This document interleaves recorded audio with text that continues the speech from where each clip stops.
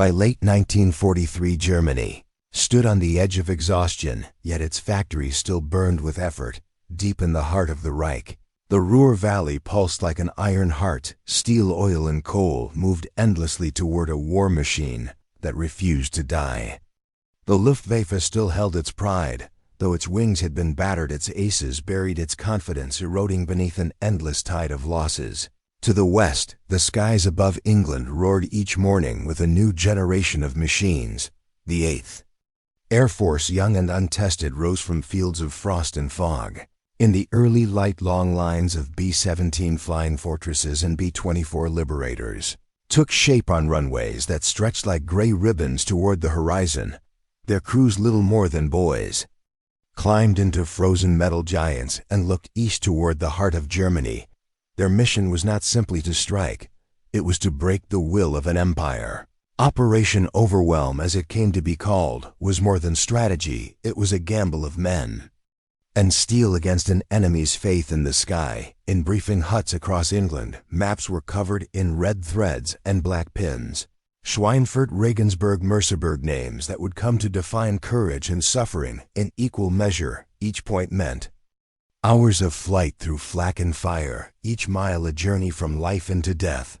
The Germans believed they could not be touched in daylight.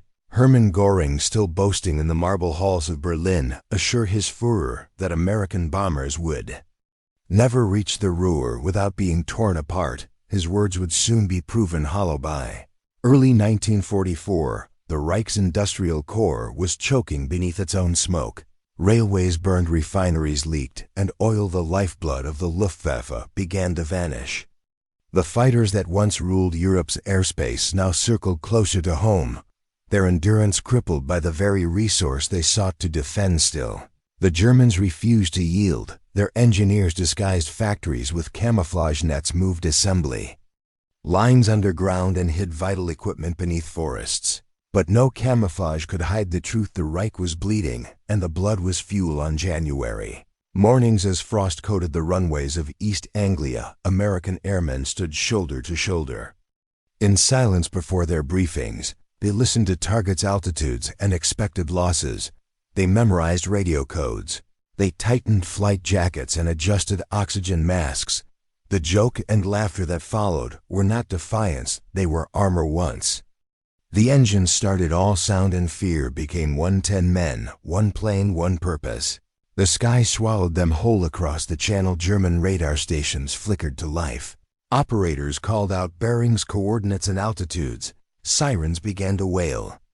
The Reich's defenders scrambled to their aircraft, Messerschmitt Bf-109s and Focke-Wulf 190s, cold and restless under thin layers of snow. Many of the men climbing into cockpits were no longer veterans. They were boys trained in haste, flying with courage, but not experience. Above them, thousands of bombers formed into tight formations, silver trails weaving through the high clouds like threads of a coming storm. The first flak shells burst among them, black flowers blossoming against the pale morning. Sky metal screamed, engines caught fire. The formations tightened, closing ranks around the wounded. They pressed forward through hell, driven by discipline, bound by duty. Inside each bomber, the world was reduced to vibrations, and terror frost bit through gloves. The oxygen masks froze to skin. Every flash outside the window could mean death or deliverance. Yet they flew on toward targets that were nothing more than coordinates on a map and a prayer for survival. Below, German civilians watched the sky with hollow eyes. The thunder above never ceased. For them, war was no longer an abstraction fought on distant fronts.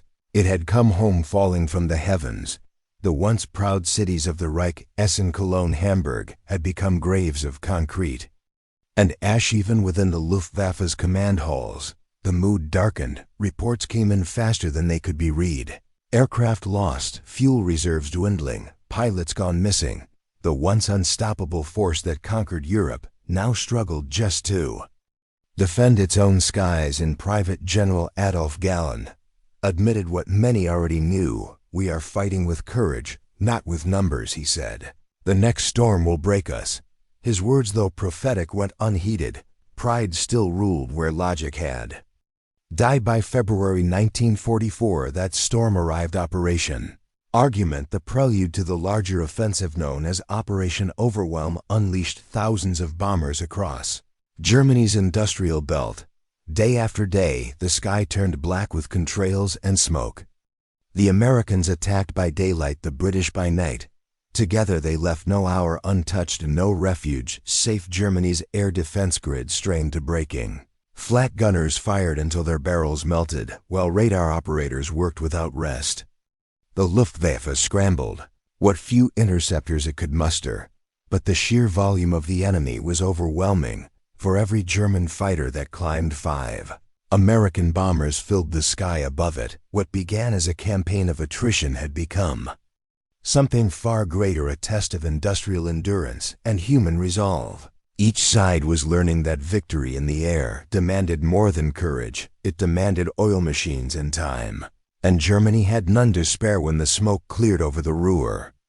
The landscape was unrecognizable. Factories that once fueled Hitler's war were craters. Refineries burned for days, painting the horizon in endless gray. Yet for every mission completed, hundreds of American airmen did not return. The cost of air superiority was measured not only in wreckage but in lives torn apart. As the survivors returned to their bases, they were greeted by the silence of empty bunks. The laughter that once echoed through the barracks grew quieter with each mission. The war in the Wa. Air had become a crucible, a place where youth and steel were consumed in equal measure by the spring of 1944. One truth had become clear to both sides. The air war over Europe was no longer a contest of equals. The Reich was fighting for survival, and the Americans for dominance. What came next would decide the future of the war itself. Sky had turned against the Reich, and soon even its defenders would realize that the storm was only beginning. By March 1944, the once proud Luftwaffe had become a shadow of itself. Its airfields were crowded with wrecks and wounded pilots. Mechanics worked through nights lit by burning fuel. Every new mission felt like an act of defiance against inevitability. The enemy's power grew with each sunrise. Where once a few hundred bombers dared to cross into German skies, now came thousands. For the first time since the war began, German pilots were not the hunters, they were the hunted. The arrival of a single machine sealed that fate, the P-51 Mustang. Long range, fast and elegant, it could now escort American bombers all the way to their targets deep within Germany and back again. Its appearance transformed the balance of the air war. Overnight the bomber streams were no longer helpless prey. They had teeth. Mustang pilots, often younger than the men they protected, took their place above the clouds with quiet confidence. They swept ahead of the bomber formations like wolves clearing the sky.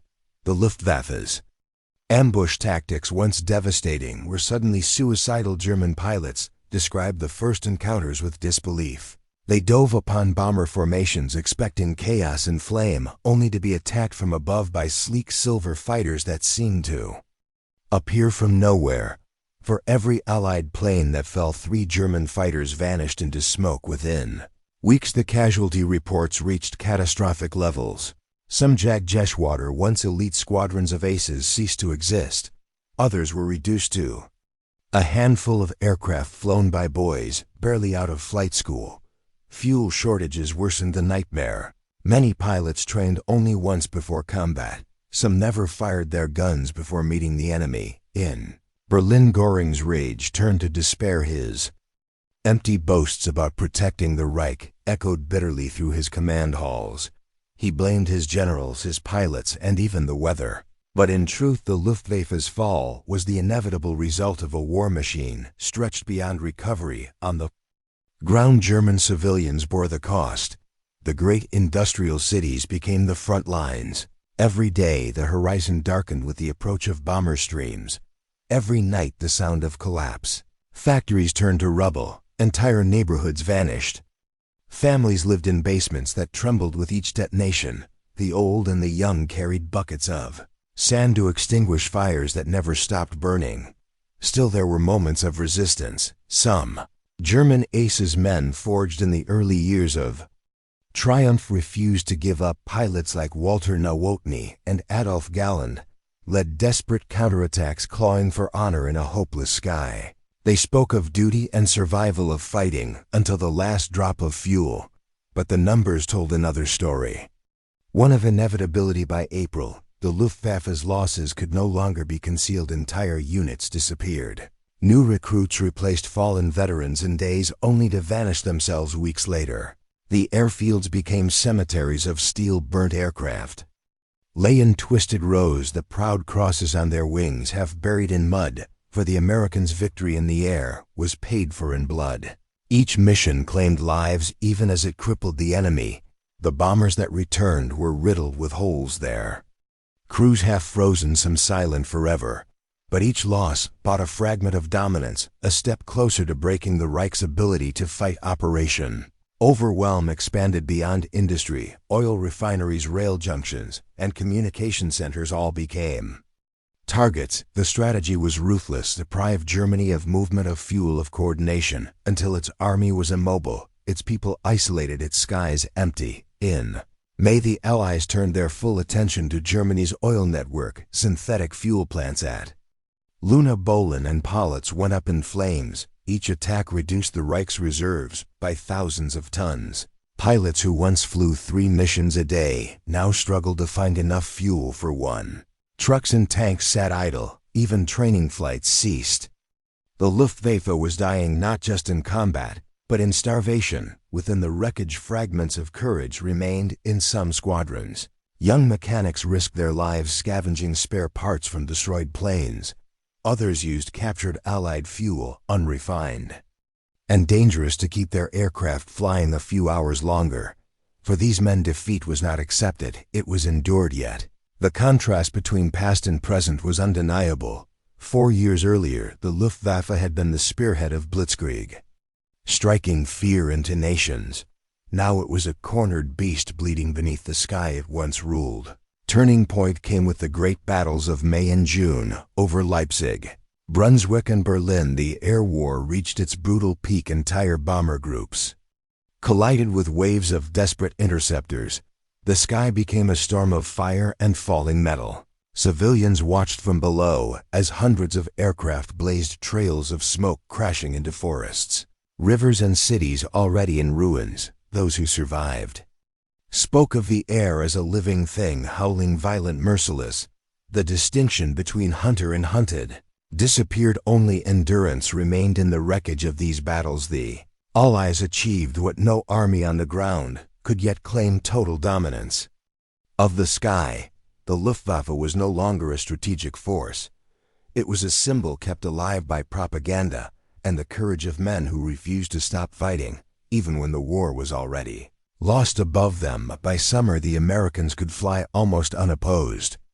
Their formation stretched from horizon to horizon, shimmering silver under the high sun below. Flak batteries still roared, but the response lacked coordination, the defense fragmented.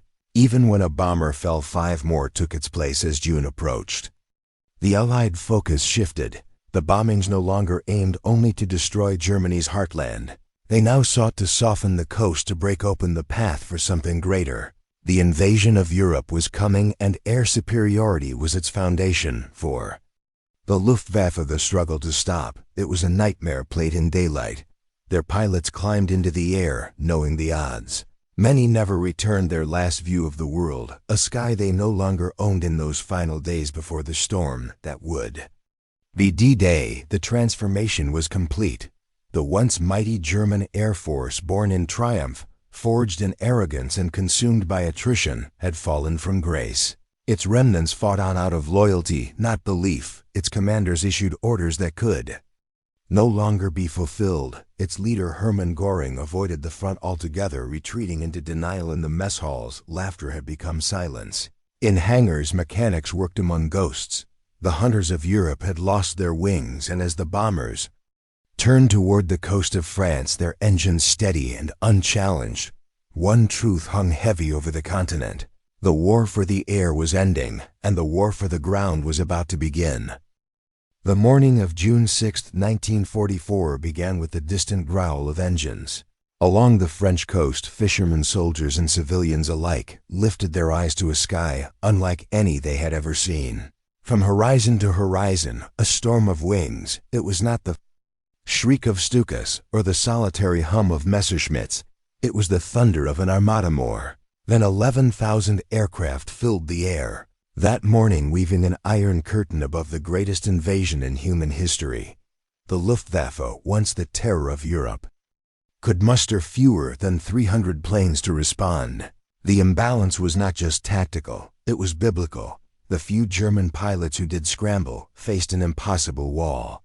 P-51 Mustangs prowled above the invasion fleet like hawks cutting down anything that rose to challenge them. On the beaches below, Allied troops poured ashore beneath a canopy of protection that no German gun could penetrate. The air war that had begun over Poland and France 5 years earlier ended not with conquest, but with silence. In the days that followed, the Luftwaffe tried to reassert itself. Frantic orders came from Berlin. Attack the beaches, destroy the landing craft, halt the invasion.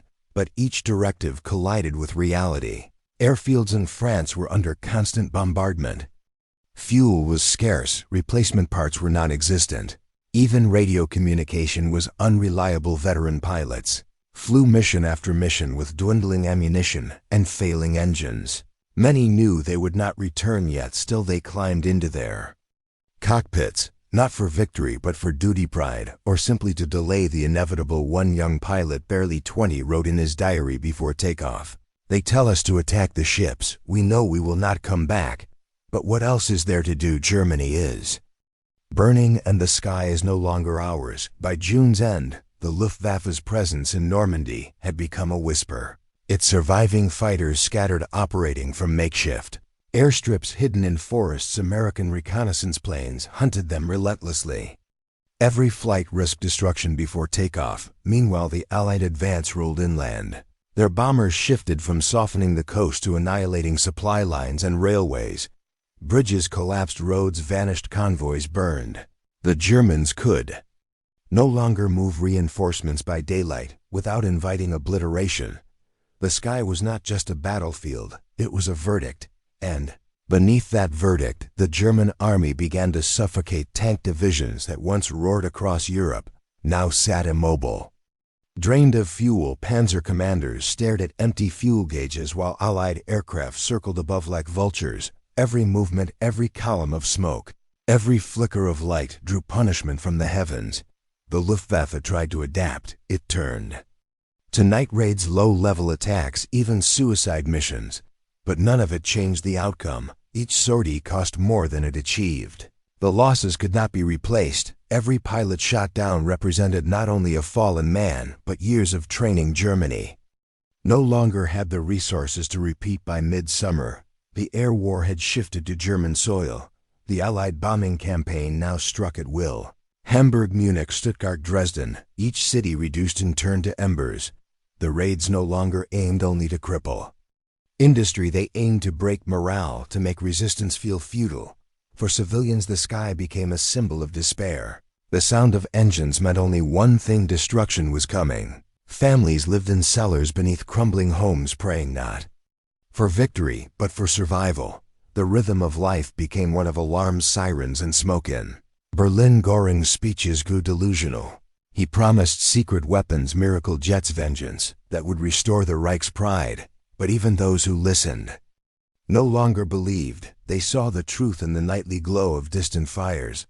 And yet, amid collapse, something remarkable happened. A handful of German engineers and test pilots worked feverishly on a machine unlike any the world had seen: the Messerschmitt Me-262, the first operational jet fighter. It was faster than anything in the sky, capable of outrunning every Allied plane. It was Germany's last hope for reversal. But, like so many of the Reich's dreams, it came too late. There was no fuel, no time, no stability to produce it in numbers. The few that did fly were hunted on the ground, destroyed, before they could rise to challenge the endless waves above. By September, Allied air supremacy was complete. The skies over France, Belgium, and Western Germany belonged entirely to the Americans, and British German troops moving by day were easy prey. Those moving by night risked strafing from radar-guided patrols. Even communication lines became targets. Radios jammed telephone cables severed the Luftwaffe. Once a symbol of unstoppable precision, was now a broken relic fighting from shadows. Squadrons existed in name only. Some airfields held more abandoned wrecks than operational planes. Mechanics stripped wreckage to keep a handful of fighters barely. Functional pilots slept in their cockpits, waiting for orders that no longer mattered, and yet even in ruin, they fought. Some out of loyalty, others out of defiance, and many simply because they knew no other life. They flew with outdated aircraft empty promises and dwindling hope. Their courage once admired now served only to delay defeat by days or hours. As autumn fell, the tide of war moved inexorably toward the German heartland. Allied bombers now struck not from necessity, but from dominance. Rail networks collapsed, ammunition stores exploded, oil plants vanished in pillars of smoke. The Reich that had once vowed to last 1,000 years now measured its survival in weeks. In October, one final order came from Göring's office: defend. Homeland at all costs. It was a command more tragic than heroic. The pilots who received it knew there was little left to defend.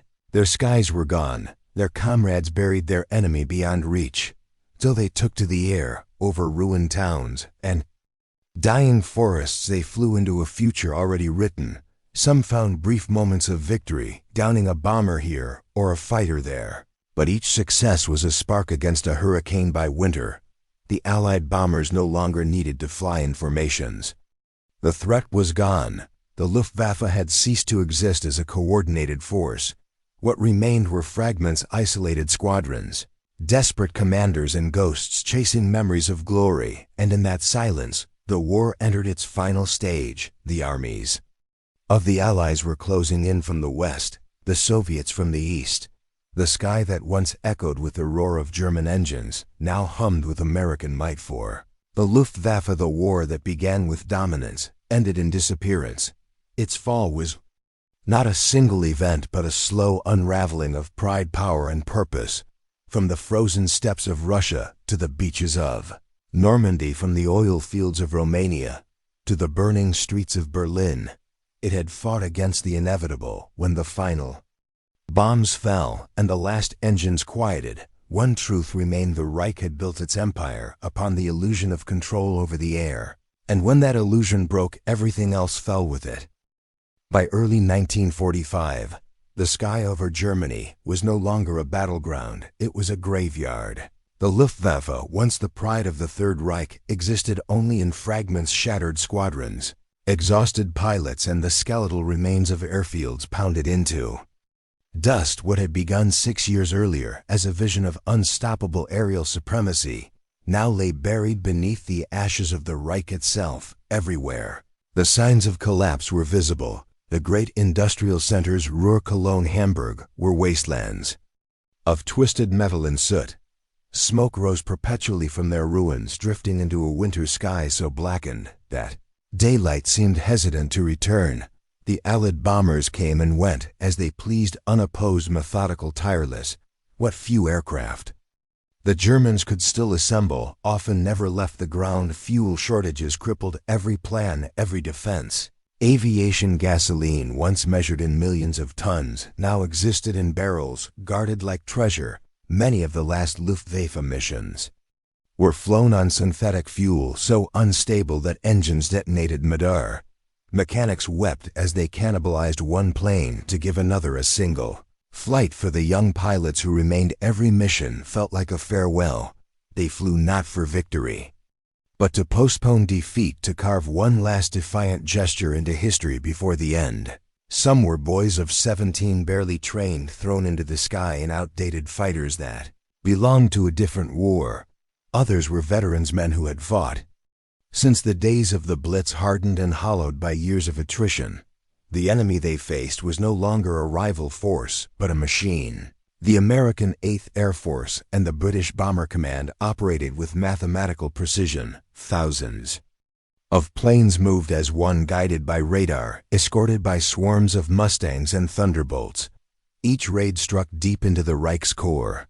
Dresden, Leipzig, Nuremberg, reducing cities to cinders, erasing the very fabric of German life. In February, Dresden burned. Over 2 nights, more than 700,000 phosphorus bombs turned the city into a furnace. Tens of thousands perished, many without warning their lives. Consumed in a firestorm that raged hotter than molten steel, survivors described the sky itself on fire. A dome of flame that sucked the oxygen from the earth. The Luftwaffe could do nothing. Its radar stations had been destroyed, its night fighters scattered. Not a single German aircraft managed to intercept the attack. For those who lived through it, the realization was absolute. The Air Force that had once terrorized the world was powerless even to protect its own, and still the orders came. Göring, his delusions undiminished, demanded counterattacks. He promised Hitler that victory was possible, that jet squadrons would soon strike fear into Allied hearts.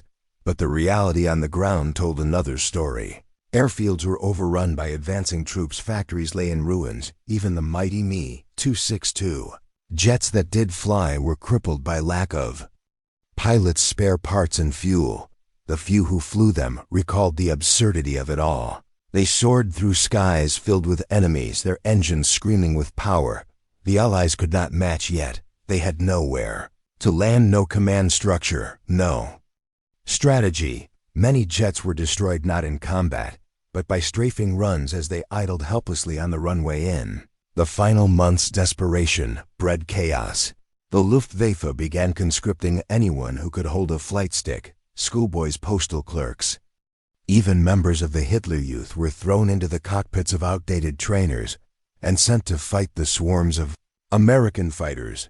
They called them volunteer squadrons, but everyone knew the truth. It was ritual sacrifice dressed in patriotism. By March, the Allies crossed the Rhine. Germany's skies belonged wholly to its enemies. Bombers struck Berlin in broad daylight, their silver bellies gleaming above the ruins. Anti-aircraft batteries fired sporadically, often with no coordination or effect. Ammunition was scarce. The once feared flak towers stood silent, their barrels cold. Berliners had long since stopped seeking shelter. The sirens meant little now. They had become part of the rhythm of death, a background noise to the end of their world. In the ruins of the capital, children played among the wreckage of downed planes, unaware they were living among the bones of a fallen empire. Those Luftwaffe officers still alive clung to a fading sense of duty. Some burned their records, others destroyed what planes remained to keep them from Allied hands. A few, unwilling to surrender, took their own lives beside the machines they had once commanded.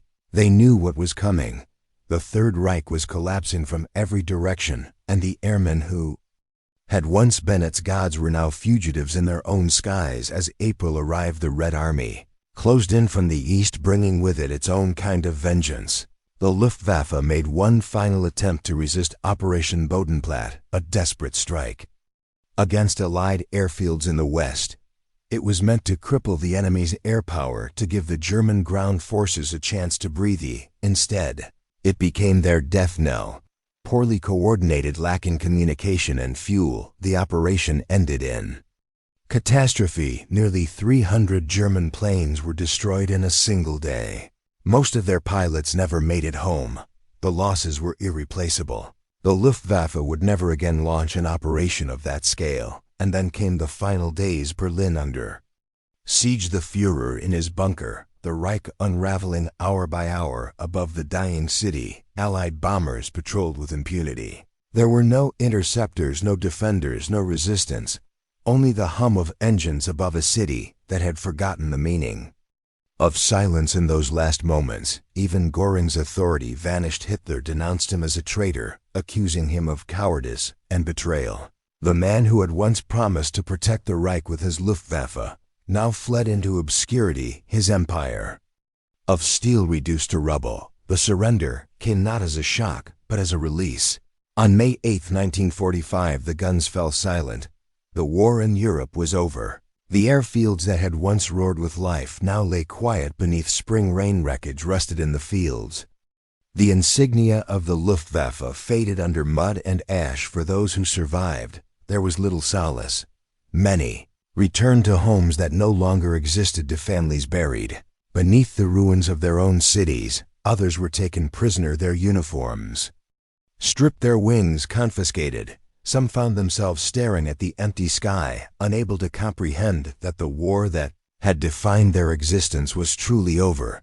The Luftwaffe had been born in arrogance and ended in tragedy.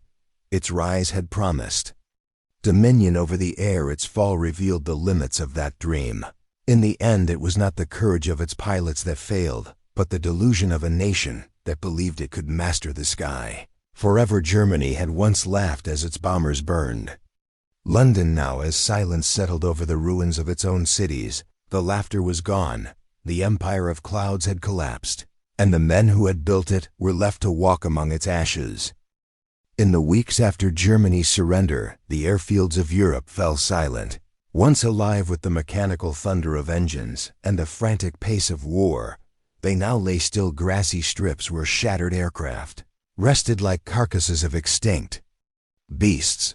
The Luftwaffe, which had once stretched from the Atlantic to the Volga, now existed only in memory and wreckage across Germany. Allied troops moved among the ruins. What they found shocked even the victors' hangars filled with twisted fuselages.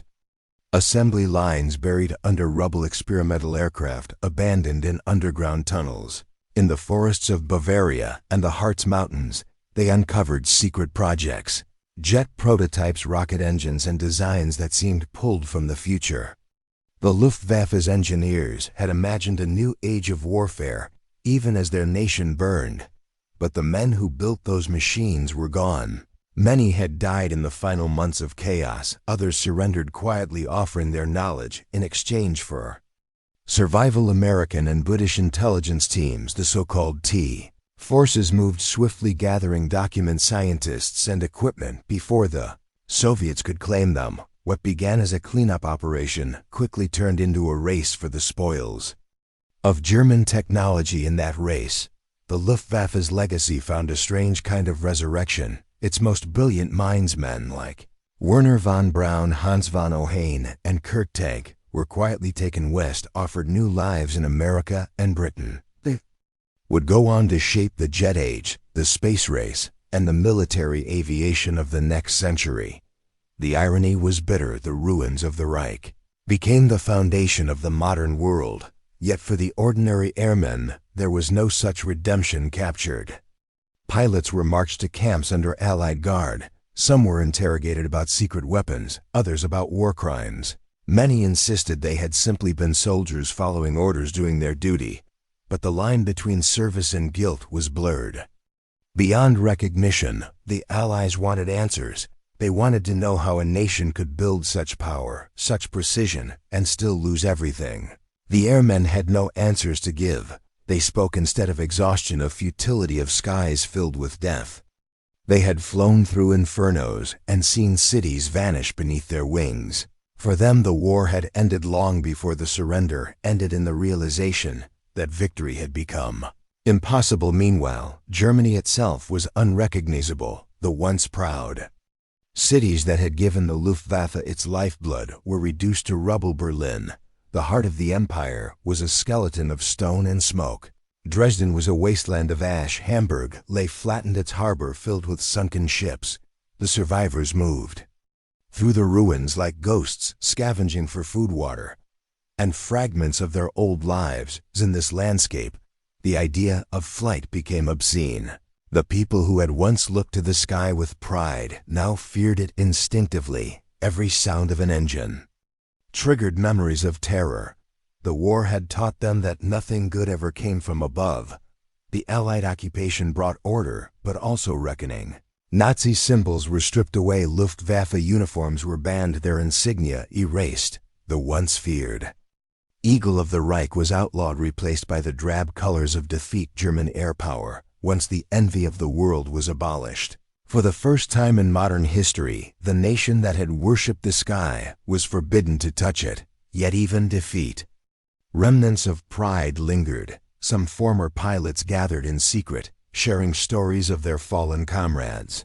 They spoke not of ideology or politics, but of the bond forged in the air, the brotherhood of those who had faced death together. For them, the sky remained sacred, even if it was lost forever. In the years that followed, the world moved on. The Allies rebuilt. Europe turning the ruins of war into the architecture of peace. But the lessons of the Luftwaffe's fall were not forgotten, and every nation studied its mistakes, its excesses, its arrogance. The very technologies born in its laboratories now served to prevent the wars it had once waged. American engineers who had studied the Me-262 and other German designs built the first generation of jet fighters, the P-80, the F-86 Sabre, across the ocean. Britain developed its own jets, and soon the Cold War's race for the sky began. The same principles that had once fueled destruction now propelled humanity higher than ever before. The men who had served in the Luftwaffe lived to see their legacy rewritten. Some watched in disbelief as their former captors flew aircraft inspired by their own designs. Others, now old and gray, were invited to conferences, their expertise suddenly valuable. Again, the irony was complete. The victors had inherited the dreams of the defeated. For Germany itself, the scars never fully healed. The new nation that rose from the ashes, first divided, then reborn, approached the idea of air power with caution.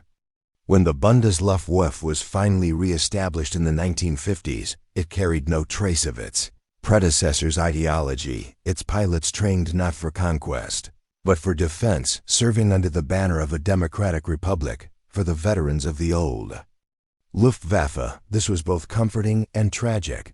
They had lived long enough to see their craft redeemed, but their cause condemned. Their memories were complicated, part pride, part shame. They had flown for a nation that no longer existed under a symbol, now despised by the world, and yet among them a quiet understanding persisted. The sky, indifferent and eternal, had been both their battlefield and their refuge. It cared nothing for politics or war. It had witnessed their triumphs and their destruction. With the same cold serenity, long after the Reich fell, the sky remained unchanged. The years passed. Museums began to collect the relics of that vanished era. Restored fighters stood in glass halls, their swastikas painted over, their stories sanitized. Visitors marveled at the engineering, the speed, the innovation, forgetting perhaps the cost at which it was achieved. The Luftwaffe became history, stripped of its terror, reduced to machines and dates. But for those who remembered, the truth was not so easily buried.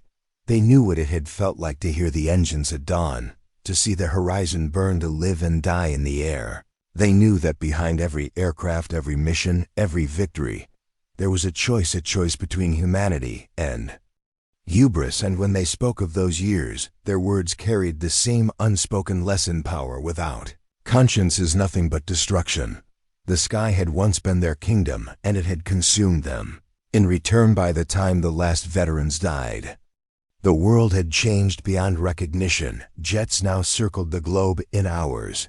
Satellites drifted in space, and the roar of engines had become the heartbeat of modern civilization. But high above it all, the echoes of that lost Air Force still lingered. Ghosts of the men who had dreamed of mastering the heavens, only to learn that the heavens cannot be mastered. The world that rose from the ruins of the Second World War was a different one. The nations that had once battled for control of the skies now turned their gaze upward in a new kind of rivalry, one not for conquest, but for dominance of the future. The war had proven that whoever commanded the air commanded the course of history, and every major power understood the lesson written in Germany's defeat. In the late 1940s, engineers who had once worked for the Luftwaffe found themselves scattered across the world. Many were quietly brought to the United States under the shadow of Operation Paperclip. Among them were men who had built the V-2 rocket, the Messerschmitt jets, and the engines that had promised to give Hitler a weapon beyond imagination. Now under new flags, they built the foundations of a new age. Werner von Braun, once a member of the Nazi Party, became a central figure in America's space program. His rockets, designed in wartime Germany, now carried satellites and astronauts into orbit. The same technology that had once rained destruction on London became the engine of humanity's reach for the stars. It was a paradox so vast that history itself struggled to reconcile it. The legacy of the Luftwaffe lived on in metal and mathematics. Its aerodynamics, its jet propulsion theories, its research into high-altitude flight, all became the DNA of modern aviation. In Britain captured, German aircraft were dismantled and studied part by part in the Soviet Union. Entire teams of German scientists were relocated east, working under guard in secret facilities. Their work would soon give birth to the MiG and Sukhoi fighters that would challenge the West for decades to come. From the ashes of one air war another was born, but this time the skies were divided not by ideology alone, but by technology. The Cold War became an arms race, fought as much in laboratories as on battlefields. The lessons of the Luftwaffe shaped both sides' speed, altitude, precision, range, each a metric of superiority, and yet beneath the competition, there remained an echo of the past. The engineers who once designed weapons for the Reich carried their memories with them. Some refused to speak of the war, haunted by what their inventions had done. Others justified it as science and evolution beyond politics. But none could escape the truth that the progress of humanity had been built upon the wreckage of its own morality. In the 1950s, the rearmament of West Germany began. The new Bundesluftwaffe was born, trained by NATO allies and armed with American jets. For the first time since the war, German pilots took to the skies under their own flag. But this time their mission was not to conquer, it was to defend. The ghosts of the past hovered silently behind every flight. Those early years were cautious, almost reverent. The Luftwaffe name was restored, but stripped of all its old symbols. The uniforms were new, the insignia redesigned, the culture reformed.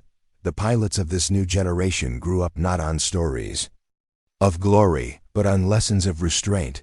They flew with discipline, not zeal, with the weight of history pressing upon their wings. In the East, the Soviet-backed German Democratic Republic formed its own air arm, the Luftstreitkräfte NVA brothers. Divided by ideology, now faced each other from opposite sides of the Iron Curtain, both tracing their lineage to the same fallen Air Force. In a cruel twist of fate, the heirs of the Luftwaffe became enemies once again, this time serving different masters. Flying machines born from the same stolen science as the Cold War deepened. The world watched in awe as flight pushed into realms once thought impossible. The jet age became the supersonic age. The sky became a gateway to space. Every breakthrough, every faster aircraft, every higher orbit carried within it the DNA of that old lost ambition, the desire to rule the air. But the cost of that ambition was never forgotten. In Germany, museums began to open their archives displaying the relics of the Luftwaffe's past. Schoolchildren stared at rusted aircraft and black and white photographs, learning of a time when technology and tyranny had walked hand in hand. Historians debated endlessly, was the Luftwaffe's brilliance separate from its evil? Or were they inseparable halves of the same truth? The veterans who remained offered quiet testimony. They spoke less of heroism and more of survival. They remembered the faces of comrades lost in fire, the smell of fuel, and fear, the realization that skill could not save them from destiny. Their memories formed the moral backbone of a new generation, a warning against the blindness of power. By the 1960s, humanity had reached beyond the atmosphere itself. Rockets thundered, skyward satellites orbited the Earth, and in 1969, an American astronaut set foot on the moon. For many of the scientists who had started their careers in the ruins of Germany, it was both triumph and reckoning. They had helped mankind touch the stars, but their journey had begun in the service of a monster. The world celebrated progress, but the shadows of its origins lingered. Every space launch, every jet fighter, every supersonic flight carried with it the echo of the Luftwaffe's ambition. The same engineering brilliance that once destroyed cities now carried humanity into space.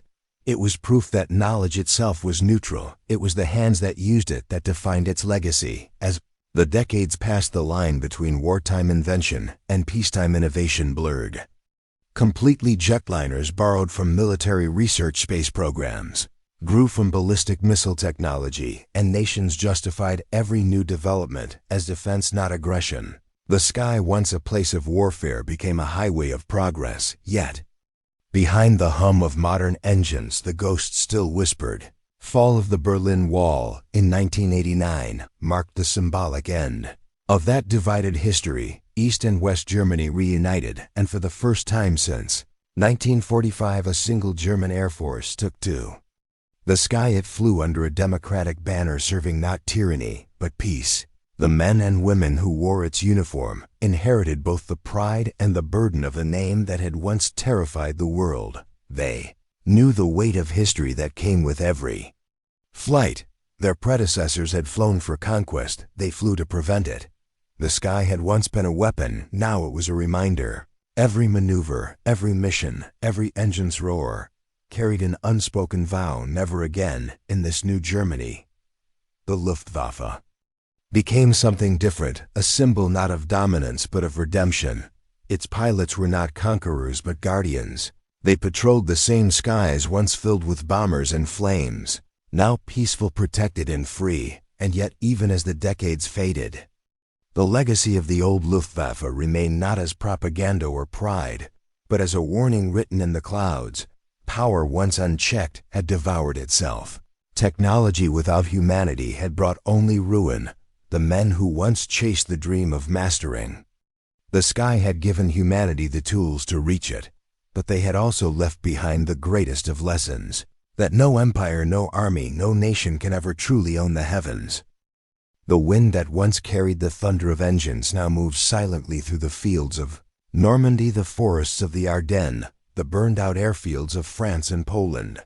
Time has covered the scars, but not erased them. Beneath the soil lie the remnants of that great struggle: twisted metal, shattered glass, fragments of dreams that once soared higher than morality could follow. The Luftwaffe's story is not merely one of war machines or strategy. It is a story of what happens when human genius is chained to human madness, when ambition eclipses empathy, when progress forgets purpose. It is a tale written in the clouds and ended in ashes in the early days. Those pilots believed they were the heirs to something grand, a brotherhood, a flight carrying forward the legacy of the great pioneers of aviation. They had studied the works of Otto Lilienthal and Hugo Junker's, men who dreamed of uniting the world through flight, not dividing it through destruction. But war twisted that dream. What began as the pursuit of innovation became the machinery of annihilation. By 1945, that dream lay in ruins. Germany's cities were smoldering craters, its fields black with oil and blood. The sky, once their kingdom, had become their grave. Young men who had once looked upward with pride now looked down from the heavens, seeing nothing but the price of obedience. Those who survived, there was no glory to return to, only silence. The veterans of the Luftwaffe carried a burden that metals could not lighten. Many never spoke again of the things they saw or did. Some spent their lives denying their past. Others tried to make peace with it, through teaching, through warning, through truth. They understood that history would not forgive them easily, nor should it. In the years that followed, Germany built something extraordinary from its ruins, not an empire, but a conscience. The new generation studied history not to glorify it, but to understand it, to prevent its repetition. The sky that had once been filled with fire became the stage for remembrance. Every passing aircraft, every commemorative flight, every museum exhibition whispered the same message: the cost of forgetting is far greater than the cost of remembering. Around the world, the legacy of the Luftwaffe lived on in strange, paradoxical ways. The jet engine, radar-guided missile technology, all born from that era, became foundations of modern life. Civil aviation, space exploration, global travel, all carried traces of that dark origin. Humanity had taken the tools of war and reshaped them into instruments of connection. But the moral question lingered: could good truly come from evil, or did the shadow always remain? Historians continue to debate it, but the truth lies not in the machines themselves. It lies in the choices of the men who wield them. The aircraft, the engines, the weapons, they were only reflections of the hands that built them and the minds that commanded them.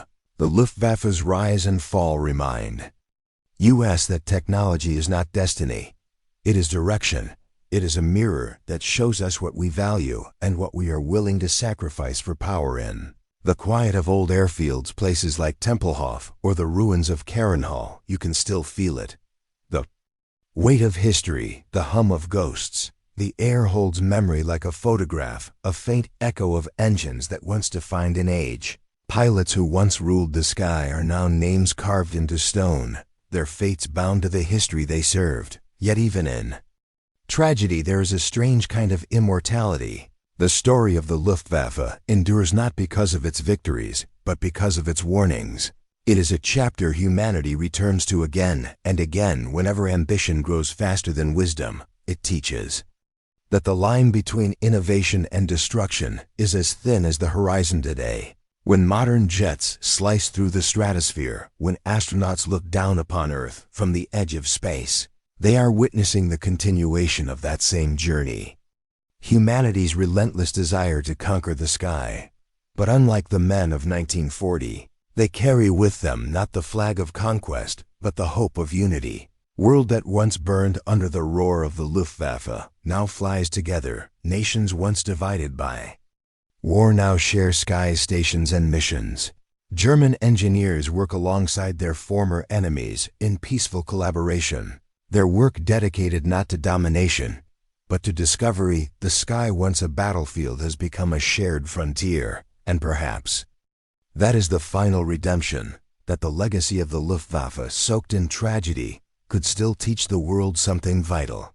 That power without humanity destroys itself. That the pursuit of greatness means nothing without conscience. That even the darkest chapters can illuminate the path forward. The story ends where it began, in the sky. The same sky that watched as the first bombs fell, that burned with dogfights over Europe, that now stretches calm and endless above memorials and museums. The same wind that once carried the sound of war now carries the laughter of children, the song of peace, those who died beneath that sky. German, British, American, Soviet, Canadian, Polish no longer fight. They rest in the same earth under the same stars. Their graves, scattered across continents, are silent reminders that the sky belongs to no one. It is neither German nor allied, neither weapon nor possession. It is the eternal witness. And so when the last veteran story fades, when the final photograph crumbles, when the last relic rusts away, the sky will remain. It will remember the rise of the Luftwaffe, the arrogance of power, the tragedy of war, and the fragile redemption that followed it. Will remember how men once believed they could rule it, and how in the end it ruled them, because history's greatest lesson is not written in books or monuments. It is written in the air itself, invisible, yet eternal. The higher humanity flies, the more it must remember what it means to be human.